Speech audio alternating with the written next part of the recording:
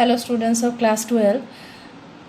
आज हम लोग चैप्टर 4 स्टार्ट करेंगे, रिप्रोडक्टिव हेल्थ, जिस चैप्टर का नाम है। इसमें हम लोग रिप्रोडक्टिव हेल्थ, उसका problem, strategies, population explosion, birth control और बहुत सारे ट्रीटमेंट्स, सेक्सुअली ट्रांसमिटेड डिजीज़ और इनफर्टिलिटी के बारे में पढ़ेंगे। जैसे कि हम लोगों ने चैप्टर 3 में ऑलरेडी ह्यूमन रिप्रोडक्टिव सिस्टम के बारे में पढ़ लिया है। अभी हम लोग किसके बारे में डिस्कस करेंगे कि रिप्रोडक्टिव हेल्थ एक्चुअली है क्या, और इस टर्म से हम लोगों को क्या ध्यान में देना पड़ेगा। This is a term which is called reproductive health. That means क्या है ये? A total wellbeing in all the aspects of reproduction. Reproduction को ध्यान में रखते हुए एक व्यक्ति का हर तरह से, हर स्फीयर ऑफ लाइफ से कैसा उसका नज़रिया है, वो ठीक है कि नहीं, ये जो टोटल वेलबींग है, मतलब वो अच्छा है कि नहीं हर पॉइंट्स में, तभी जाकर उसको क्या बोलेंगे? This is reproductively healthy person. So total wellbeing in all the aspects of reproduction is called what? Reproductive health. This definition is according to WHO, World Health Organisation. So कौन सा फेजेस या फिर कौन सा points that will lead to total wellbeing in all the aspects? जैसे हम लोग बोल रहे हैं ना अभी कि total wellbeing in all the aspects. Aspects क्या क्या है, पॉइंट्स क्या क्या है, किसके ऊपर बेस्ड करके हम लोग एक नॉर्मल आदमी को रिप्रोडक्टिवली हेल्दी है कि नहीं, ये कैसे बोलेंगे? तो what are the points? You can see here physical, emotional, social and behavioural. 4 points है इधर, 4 एस्पेक्ट्स है जिसको देखना पड़ेगा कि फिजिकली क्या है, इमोशनली क्या है, सोशल एंड बिहेवियरल पॉइंट्स क्या क्या है, जो कि पॉजिटिवली दिखाता है कि आदमी जो है रिप्रोडक्टिवली हेल्दी है कि नहीं। ओके, सो ए सोसाइटी जहाँ पर एक बहुत सारे आदमी रहते हैं उसको क्या बोलते हैं? सोसाइटी।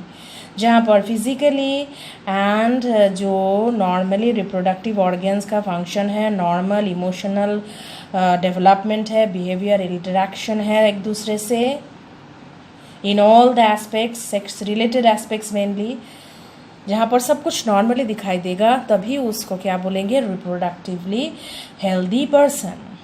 सो इसका पहला पॉइंट फिजिकल।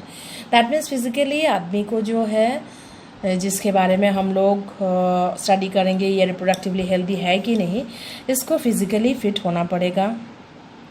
इमोशनली, मेंटली, मतलब काफ़ी डेवलप्ड होना पड़ेगा। इमोशनल अट्रैक्शंस, एक दूसरे के ऊपर सिंपैथी दिखाना और एक दूसरे के साथ इंटरेक्शन कैसा है ये भी देखना पड़ेगा।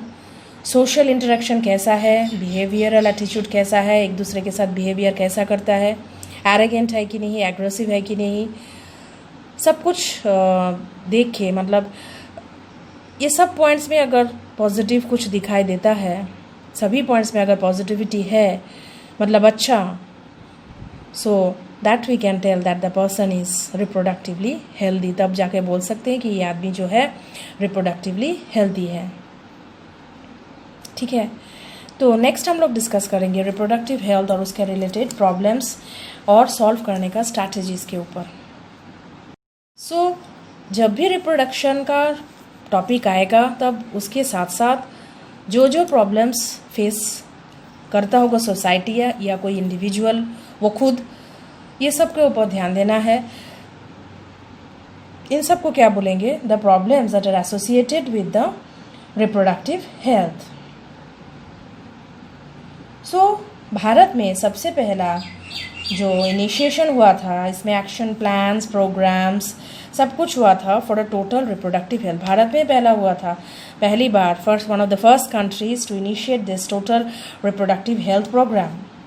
और इसमें से फैमिली प्लानिंग का प्रोग्राम काफ़ी इम्पोर्टेंट है, जो कि 1951 में इनिशिएट हुआ था, और बार बार इसको एक्सेस किया गया है कि कैसे मतलब पॉपुलेशन बढ़ रहा है, उसके साथ साथ फैमिली प्लानिंग का प्रोसेसेस क्या क्या फॉलो कर रहे हैं, इंडिविजुअल, सोसाइटी, सभी के ऊपर ध्यान दिया गया है। और one of the most important institute reproductive and child health care जो कि एक ग्रुप है जो लोग ये मतलब रिप्रोडक्टिव हेल्थ के ऊपर काम कर रहे हैं. This is a programme for creating what awareness. सभी लोग जो सोसाइटी में रहते हैं उनको अवेयर करना, उनको जानकारी देना about the various reproductive aspects, health aspects, reproduction के एस्पेक्ट्स के ऊपर जानकारी इनको दिलाना है. फिर providing facilities and support for the building of reproductively healthy society. जो भी यहाँ पर मतलब जो reproductive and child health care programme है उसमें सेकेंड पॉइंट क्या है कि हर एक को फैसिलिटी प्रोवाइड किया जाए ताकि एक रिप्रोडक्टिवली हेल्दी सोसाइटी बने, एक रिप्रोडक्टिवली हेल्दी सोसाइटी आगे बढ़े. एंड सभी को इसके लिए सपोर्ट गवर्नमेंट की तरफ से दिया जाता है. और अवेयरनेस कैसे फैलाया जाता है, आप लोगों को तो मालूम ही है कि हम लोगों का जो प्रिंट मीडिया है, ऑडियो विजुअल है और पैम्पलेट्स है, पोस्टर्स है, इन सभी से आदमियों को अवेयर किया जाता है, जानकारी दिया जाता है. किसके बारे में? रिप्रोडक्शन से रिलेटेड इंफॉर्मेशन के बारे में जानकारी दिया जाता है. सभी को सोसाइटी में सभी को ये सब जानकारी दिया जाता है through different print medias, also pamphlets, also posters, newspapers में भी सभी जगह पर दिया जाता है ताकि सब लोग अवेयर हो जाए. किसके ऊपर अवेयरनेस चाहिए? अभी हम लोग किसके बारे में पढ़ रहे हैं? Reproductive health. अभी हम लोग हाईलाइट करेंगे कुछ पॉइंट्स में कि how this awareness programmes are taken care of. Awareness programme कैसे हो रहा है बाय, अभी मैंने बोला है क्या कि audio visual and print media के थ्रू से. ठीक है, ऑडियो विजुअल है, प्रिंट मीडिया है, इनके थ्रू से सब जगह पर ये अवेयरनेस प्रोग्राम फॉलो किया जा सकता है. फिर हमारे पास कौन है? पेरेंट्स है, हमारा क्लोज रिलेटिव्स है, टीचर्स है, फ्रेंड्स है, जिसके साथ बात करके इस टॉपिक के ऊपर बात करके मेनली हम लोगों को इन्फॉर्मेशन मिल सकता है. सभी लोग एक दूसरे से बात करके कुछ भी अगर प्रॉब्लम्स है related to this type of health, that is reproductive health, या फिर कुछ जानकारी लेना है तो हमारे क्लोज रिलेटिव्स, पेरेंट्स, टीचर्स या फ्रेंड्स से हम लोग अपना जानकारी बढ़ा सकते हैं, इन्फॉर्मेशन ले सकते हैं. किसी से बात करके हम लोग अपना डाउट्स जो है क्लियर कर सकते हैं. स्कूल्स में भी सेक्स एजुकेशन जारी किया है ताकि बच्चों को भी एक सर्टन एज के बाद इस एजुकेशन को ऊपर फोकस किया जाता है ताकि बच्चे को भी थोड़ा बहुत नॉलेज हो, ताकि वो छोटे उम्र में कोई भूल ना कर जाए. फिर उसके बाद educating people about birth control options. सभी सोसाइटी के रहने वाले को बर्थ कंट्रोल ऑप्शंस के ऊपर शिक्षा दिया जाता है, इन्फॉर्मेशन दिया जाता है, क्योंकि पॉपुलेशन बढ़ेगा तो बीमारियां बढ़ेंगी और मरने का संख्या भी बढ़ सकता है, क्योंकि प्रॉपर न्यूट्रिशन और प्रॉपर मेडिसिन, प्रॉपर ट्रीटमेंट अगर नहीं मिलेगा गरीबों को तो फिर ये सब प्रॉब्लम हो सकता है. कि सभी आदमियों को मतलब एडुकेट करना चाहिए about the birth control options, about how to care about to the mother, to the child, and also the importance of breastfeeding and the results of uncontrolled population growth. इन सब के ऊपर जो है अवेयरनेस प्रोग्राम्स किया जाता है ताकि इस हर एक पॉइंट्स जो हमने यहाँ पर लिखा है इसको हम लोग देख सके कि कैसे ये अवेयरनेस प्रोग्राम फैल रहा है.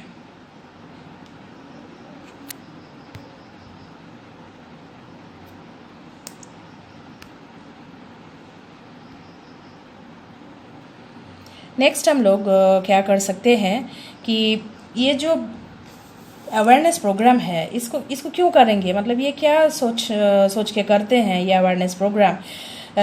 Because of this that the society should be reproductively healthy. इसके कारण से ही ये प्रोग्राम्स लिया जा सकता है और अवेयरनेस प्रोग्राम क्रिएट किया जा सकता है कि सोसाइटी जो है ये रिप्रोडक्टिवली हेल्दी हो. जो भी सेक्स रिलेटेड क्राइम्स हो रहा है ना आजकल, जैसे कि सेक्सुअल अब्यूज़ या फिर टीजिंग या फिर रेप्स एंड मर्डर्स, ये सेक्स रिलेटेड क्राइम्स है, जिसको कंट्रोल करने के लिए अवेयरनेस प्रोग्राम काफ़ी चाहिए होगा। और सोसाइटी में गवर्नमेंट से NGOs है और सर्टेन प्रोग्राम्स है जिससे आदमियों को अवेयर किया जाता है in relation to this field, ताकि सोसाइटी जो है रिप्रोडक्टिवली हेल्दी हो, बिहेवियरली हेल्दी हो और फिजिकली फिट हो, ताकि ये सब जो गंदे काम हो रहे हैं ये रुक जाए और जो भी मन में शंकाएं हैं इस रिप्रोडक्शन के ऊपर, आदमियों का जो भी बुरे ख्यालात है ये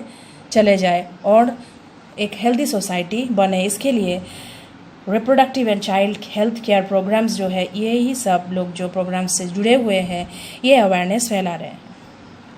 इसके साथ साथ सम इम्प्लीमेंटेशंस के ऊपर हम लोग ध्यान देंगे, जो इम्प्लीमेंटेशंस चाहिए ही होगा, जैसे कि action plans to provide reproductively healthy people and they will need strong infrastructural facilities. Some doctors भी चाहिए होंगे, सपोर्ट भी चाहिए, material supports, so that individuals can be taken care of. जो सेक्सुअली ट्रांसमिटेड डिजीज़ है उससे भी बचाने का तरीका हम लोगों को ढूंढना भी पड़ेगा और सोसाइटी को रिप्रोडक्टिवली हेल्दी बनने के लिए आगे बढ़ाना होगा। अभी हम लोग एक और प्रोसेस के ऊपर ध्यान देंगे, that is called the amniocentesis.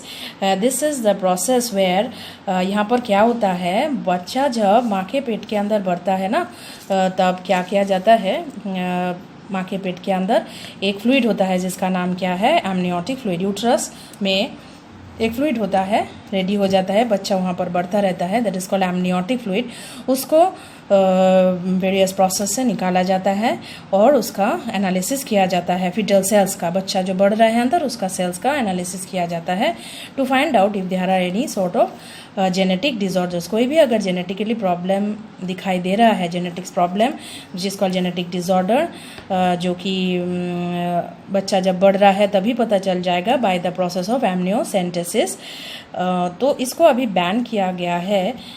Abnormality या फिर जेनेटिक डिसऑर्डर फाउंड आउट करने के लिए कर सकते हैं, लेकिन अगर हम लोग जो जानना चाहते हैं कि बच्चा जो पल रहा है माँ के यूट्रस के अंदर ये लड़का है ये लड़की, तो सेक्स डिटरमाइन नहीं कर सकते, इसलिए there is a ban on amniocentesis. क्योंकि सोसाइटी में क्या है, लड़की नहीं चाहिए लड़का चाहिए, इसलिए लड़कियों को जन्म से पहले ही मार दिया जाता है, which is called what, foeticide, female foeticide. Female foeticide रोकने के लिए there is a ban on amniocentesis. Amniocentesis process का नाम क्या है, क्या प्रोसेस है ये एमनियोसेंटेसिस, और प्रोसेस क्या है जहाँ पर एमनियोटिक फ्लूइड को निकाल के एनालिसिस किया जाता है।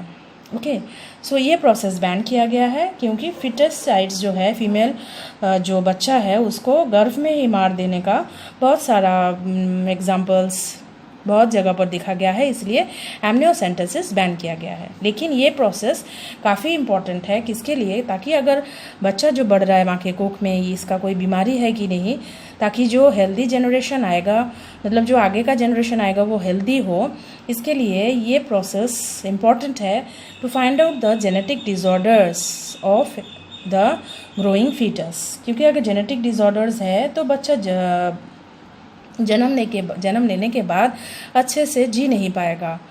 इसके लिए इसका डिफरेंट प्रोसेस से इसको अबॉर्ट किया जा सकता है, इसके लिए एमनियोसेंटेसिस इम्पॉर्टेंट है। So governmental and non governmental agencies ने बहुत सारे रिप्रोडक्शन रिलेटेड एरियाज़ में रिसर्च किया है और एक सेंट्रल ड्रग रिसर्च इंस्टीट्यूट है CDRI, जिन्होंने एक नया तरीके का कॉन्ट्रासेप्टिव फॉर फीमेल्स का इन्वेंशन किया है। उसका नाम क्या है, सहेली।